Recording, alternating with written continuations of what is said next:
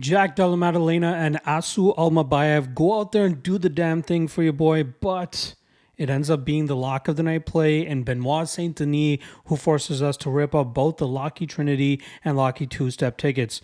Now, it's been a couple weeks in a row now where the lock of the night play was the downfall of these free parlays, so we hope to turn that tide around this weekend with the UFC Vegas 88 parlays that I got for you guys. Just got to hone in a little bit more, make sure that we're not taking any bad shots here, and making sure the fighters that we're choosing ticks all the boxes in terms of going out there and getting the job done. So let's get right into it. Just a reminder, I do drop these free parlays on the Patreon page to those guys first and foremost on Mondays, or this week it was Tuesday because I had to just move things back by a day.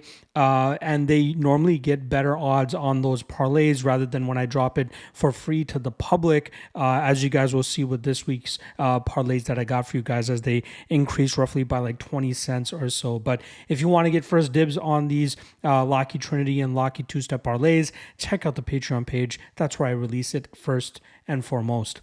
All right, let's get right into it. First step up that we got is going to be Mr. Mike Davis as he takes on Natan Levy in a fight between two guys that usually utilize a grapple-heavy approach in their fights. Levy fights like a karate fighter, but normally likes to rely on his strength and his grappling to get his opponents to the ground and grind them out from that top position.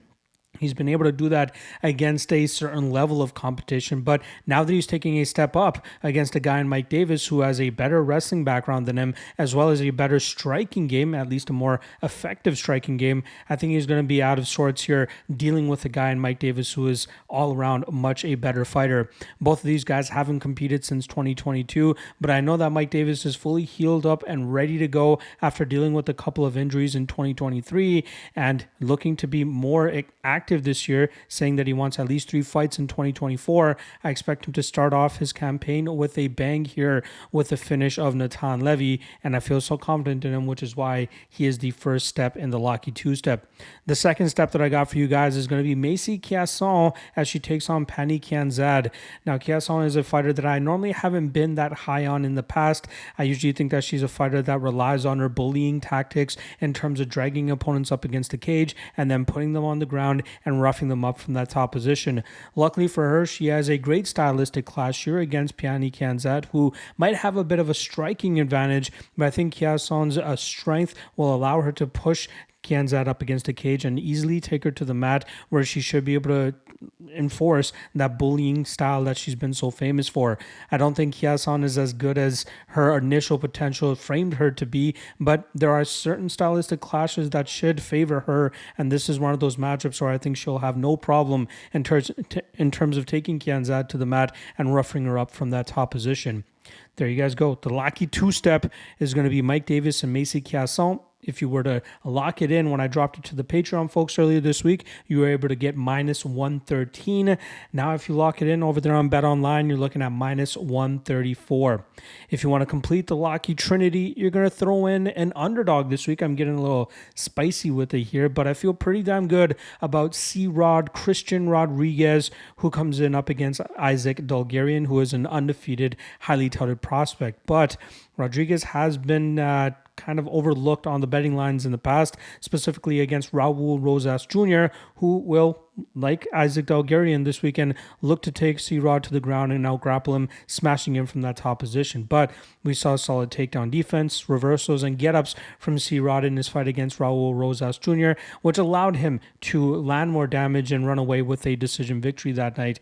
I expect him to do something similar here against Dulgarian, who has not faced much tough competition nor even much resistance in terms of putting this perfect run together, as he normally goes out there and finishes his opponents in the first round.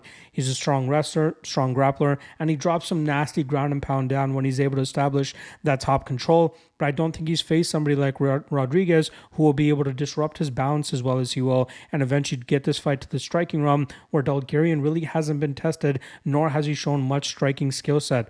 I'm sure he has some decent skills, especially training out of the Factory X crew, but I think that Rodriguez is a superior fighter all around. The only thing that might come back to bite Rodriguez in the ass here is the fact that he's being forced to fight at 145 pounds, considering he struggles to make 135.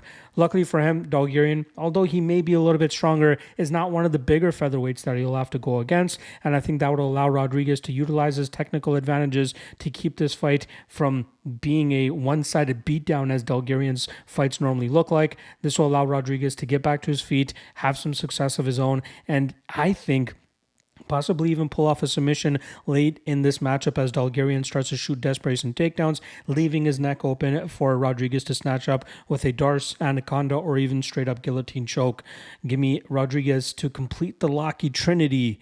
So if you guys were to complete it earlier this week, you guys would have gotten plus 387 on this Locky Trinity. Unfortunately, now 20-ish cents lower, you can lock it in at plus 363, which is still not a bad number considering the 3 legs that we have here. There you guys go. Locky two-step and Locky Trinity for you guys. A little bit behind in terms of dropping the content this week, but still managed to get this free parlay out on a Thursday as I normally try to do. But tomorrow we'll have the quick picks version of the podcast as well as the 3 best prop bets for UFC Vegas 88. I'll see you guys then.